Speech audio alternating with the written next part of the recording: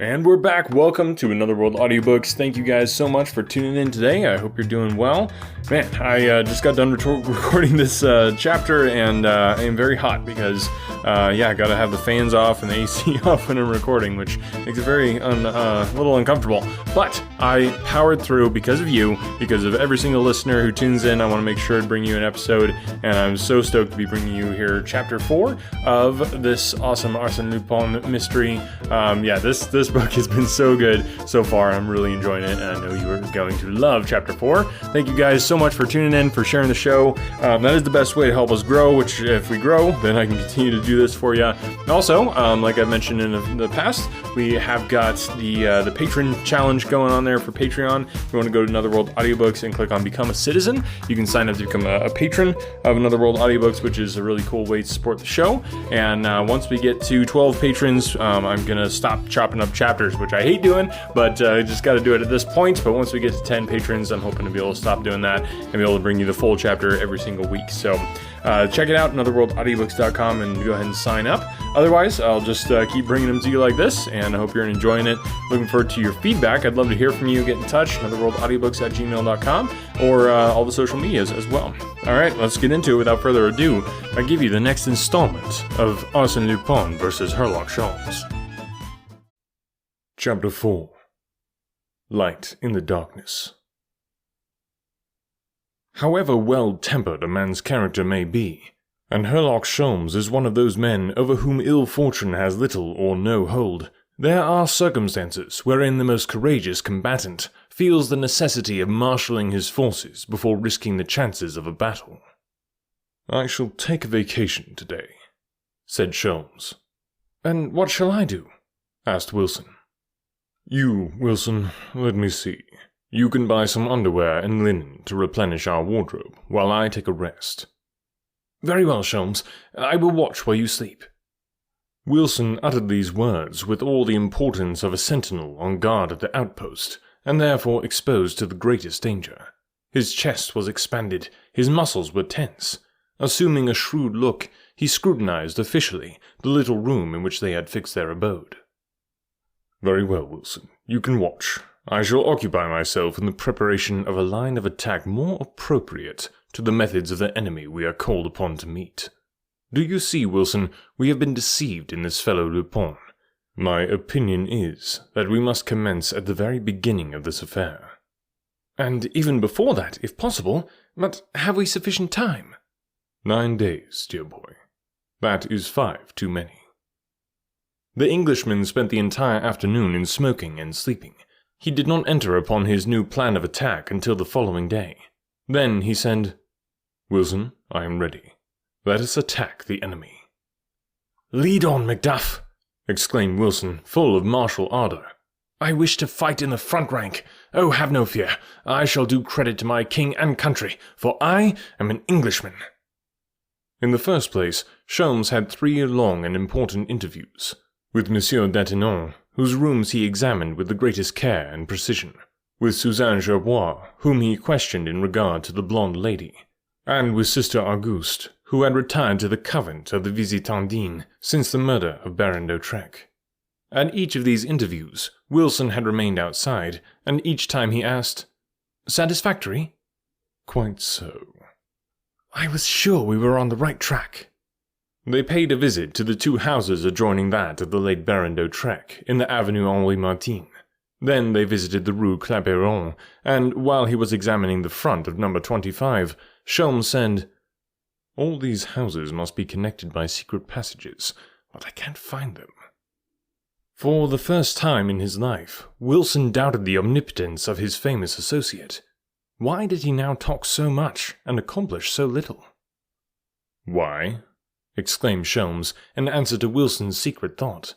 "Because, with this fellow Lupin, a person has to work in the dark, and instead of deducting the truth from established facts, a man must extract it from his own brain, and afterward learn if it is supported by the facts in the case." "But what about the secret passages?" "They must exist. But even though I should discover them, and thus learn how Arsène Lupin made his entrance to the lawyer's house, and how the blonde lady escaped from the house of Baron d'Autrec after the murder, what good would it do? How would it help me? Would it furnish me with a weapon of attack?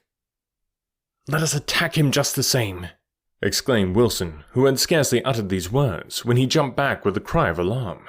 Something had fallen at their feet.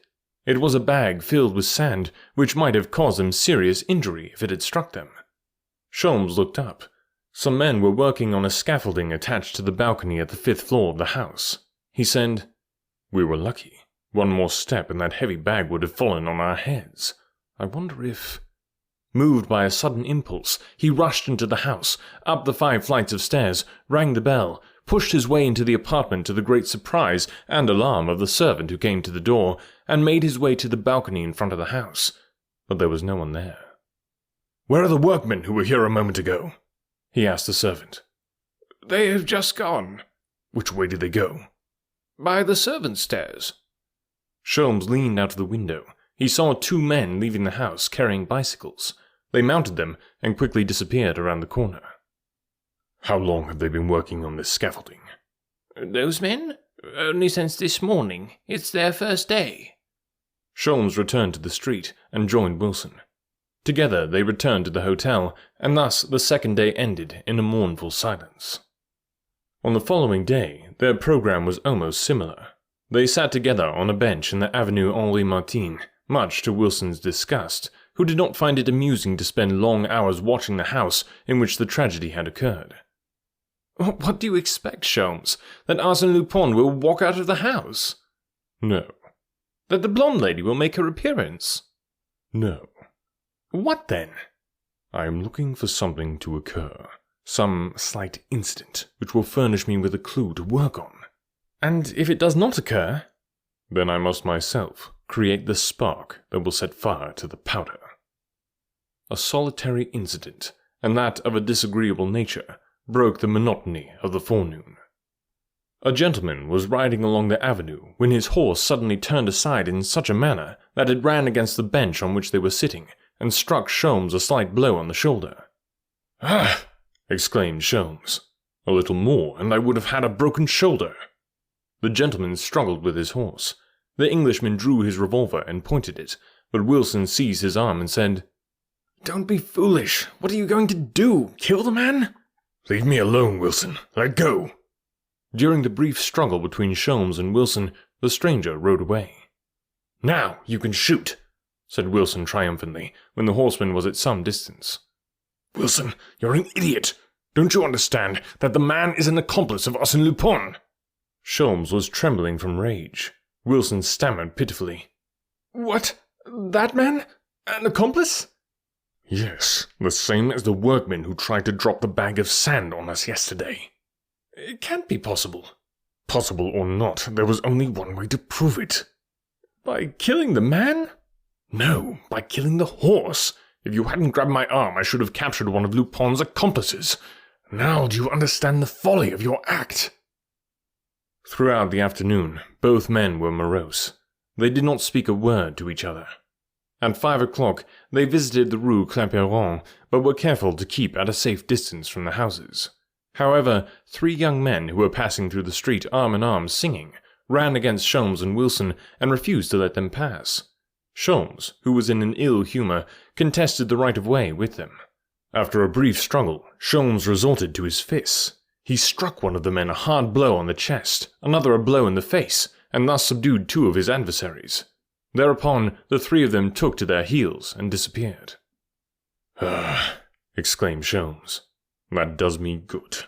I needed a little exercise." But Wilson was leaning against the wall. Sholmes said, "What's the matter, old chap? You're quite pale." Wilson pointed to his left arm, which hung inert, and stammered, "I don't know what it is. My arm pains me." "Very much? Is it serious?" "Yes, I am afraid so." He tried to raise his arm, but it was helpless. Sholmes felt it, gently at first, then in a rougher way, to see how badly it was hurt, he said. He concluded that Wilson was really hurt, so he led him to a neighboring pharmacy, where a closer examination revealed the fact that the arm was broken, and that Wilson was a candidate for the hospital. In the meantime, they bared his arm and applied some remedies to ease his suffering. Come, old chap, cheer up," said Sholmes, who was holding Wilson's arm. "In 5 or 6 weeks you will be all right again, but I will pay them back, the rascals, especially Lupin, for this is his work, no doubt of that. I swear to you, if ever—" He stopped suddenly, dropped the arm, which caused Wilson such an access of pain that he almost fainted, and striking his forehead, Sholmes said, "Wilson, I have an idea. You know I have one occasionally." He stood for a moment, silent, with staring eyes, then muttered in short, sharp phrases. "Yes, that's it. That will explain all. Right at my feet, and I didn't see it. Ah, parbleu! I should have thought of it before. Wilson, I shall have good news for you." Abruptly leaving his old friend, Sholmes ran into the street and went directly to the house known as number 25. On one of the stones, to the right of the door, he read this inscription: Detange, Architect, 1875. There was a similar inscription on the house numbered 23. Of course, there was nothing unusual in that. But what might be read on the houses in the Avenue Henri Martin? A carriage was passing. He engaged it and directed the driver to take him to number 134 Avenue Henri Martin. He was roused to a high pitch of excitement. He stood up in the carriage and urged the horse to greater speed. He offered extra pourboire to the driver. Quicker! Quicker! How great was his anxiety as they turned from the Rue de la Pompe. Had he caught a glimpse of the truth at last? On one of the stones of the late Baron's house, he read the words, Detange, Architect, 1874, and a similar inscription appeared on the 2 adjoining houses. The reaction was such that he settled down in the seat of the carriage, trembling from joy. At last, a tiny ray of light had penetrated the dark shadows which encompassed these mysterious crimes. In the vast, sombre forest wherein 1,000 pathways crossed and recrossed, he had discovered the first clue to the track followed by the enemy. He entered a branch post office and obtained telephonic connection with the Château de Crezon. The Countess answered the telephone call. "Hello, is that you, madame?" Monsieur Sholmes, isn't it? Everything going all right? "Quite well, but I wish to ask you one question. Hello?" Yes, I hear you. "Tell me, when was the Château de Crezon built?" It was destroyed by fire and rebuilt about 30 years ago. Who built it, and in what year? There is an inscription on the front of the house which reads, Lucien Detange, Architect, 1877. Thank you, madame. That is all. Goodbye. He went away, murmuring, Detange, Lucien Detange. That name has a familiar sound. He noticed a public reading room, entered, consulted a dictionary of modern biography, and copied the following information. Lucien Detange, born 1840, Grand Prix de Rome, officer of the Legion of Honor, author of several valuable books on architecture, etc. Then he returned to the pharmacy and found that Wilson had been taken to the hospital. There, Sholmes found him with his arm in splints and shivering with fever. "Victory! Victory!" cried Sholmes. "I hold one end of the thread." Of what thread? The one that leads to victory. I shall now be walking on solid ground, where there will be footprints, clues. Cigarette ashes? Asked Wilson, whose curiosity had overcome his pain.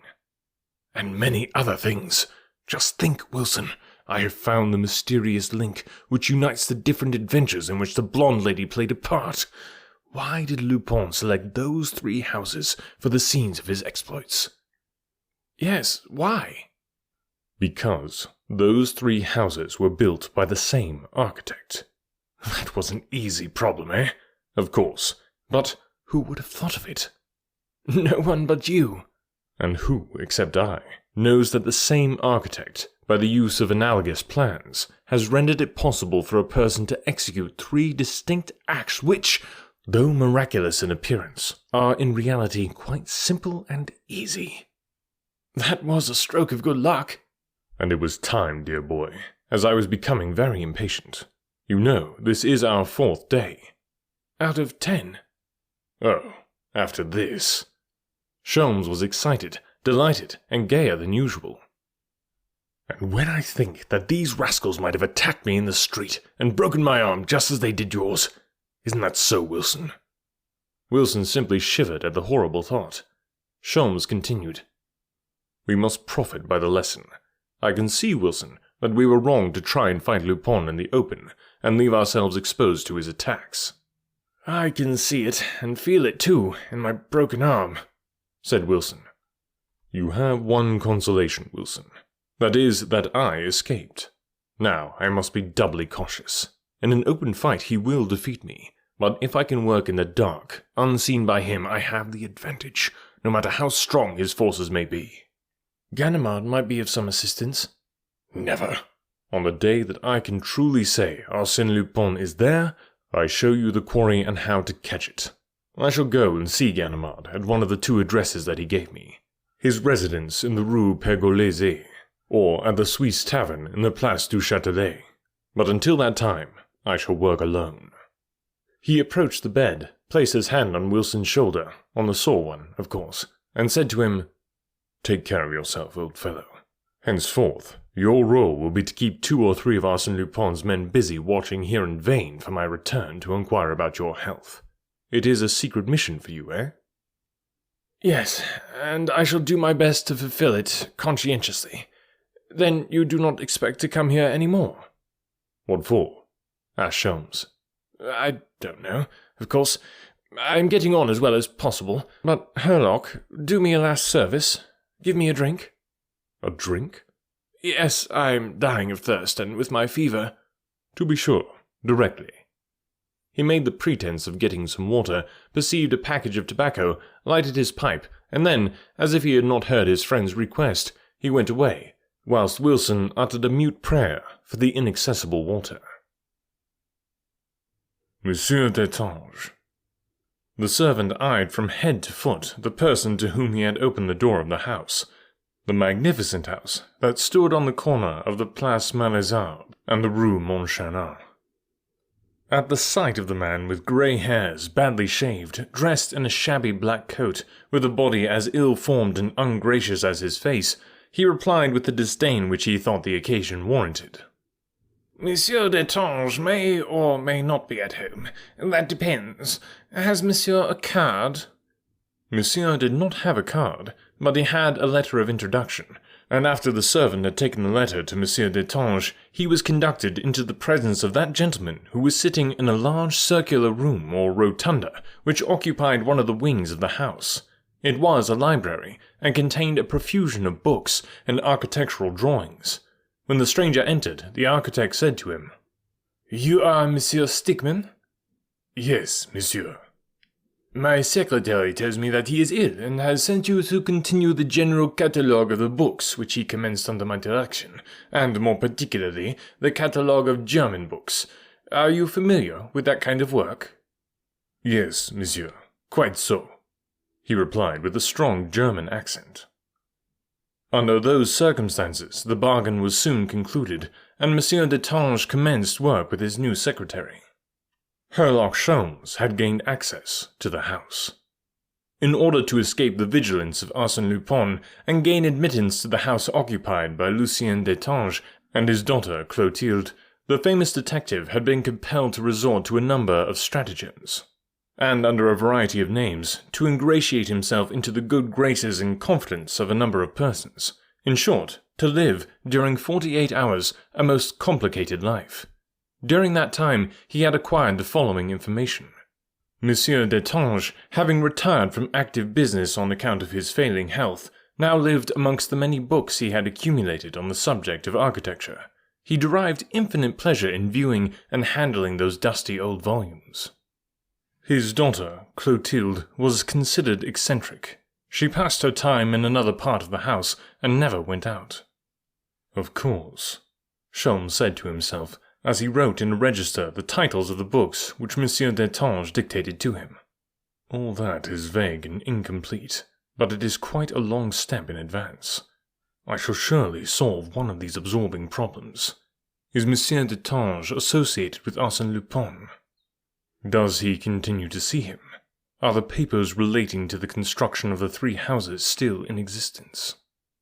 Will those papers not furnish me with the location of other houses of similar construction which Arsene Lupin and his associates will plunder in the future? Monsieur Destange, an accomplice of Arsene Lupin, that venerable man, an officer of the Legion of Honor, working in league with a burglar. Such an idea was absurd. Besides, if we concede that such a complicity exists, how could Monsieur Destange 30 years ago have possibly foreseen the thefts of Arsene Lupin, who was then an infant? No matter. The Englishman was implacable. With his marvelous scent and that instinct which never fails him, he felt that he was in the heart of some strange mystery. Ever since he first entered the house, he had been under the influence of that impression, and yet he could not define the grounds on which he based his suspicions. Up to the morning of the second day, he had not made any significant discovery. At 2 o'clock of that day, he saw Clotilde Destange for the first time. She came to the library in search of a book. She was about 30 years of age, a brunette, slow and silent in her movements, with features imbued with that expression of indifference which is characteristic of people who live a secluded life. She exchanged a few words with her father, and then retired, without even looking at Sholmes. The afternoon dragged along monotonously. At 5 o'clock, Monsieur Destange announced his intention to go out. Sholmes was alone on the circular gallery that was constructed about 10 feet above the floor of the rotunda. It was almost dark. He was on the point of going out, when he heard a slight sound, and at the same time experienced the feeling that there was someone in the room. Again, guys, I'm so sorry to be able to chop the chapter up, but if you want to have that stop happening, just go to anotherworldaudiobooks.com and you can become a patron. Once we hit 12, I am hoping to not have to be able to have to chop chapters up anymore, and be able to just bring you the full thing every single time, which is how I like to do it. And eventually, maybe we'll set another milestone goal there and get us up to a certain number of patrons. I don't know what that'll be, but a certain number. I would love to be bringing you 2 chapters every week. I think that'd be really cool to be able to just be expanding the podcast, or maybe 2 episodes a week. I don't know. We'll see. But exciting things coming up, and I'm just so grateful for every single listener out there who's making this possible. And yeah, I'd love to hear from you. Get in touch, and remember to share the show with somebody that you know who might enjoy a free audiobook. Thanks, guys, for listening, and we'll catch you next week.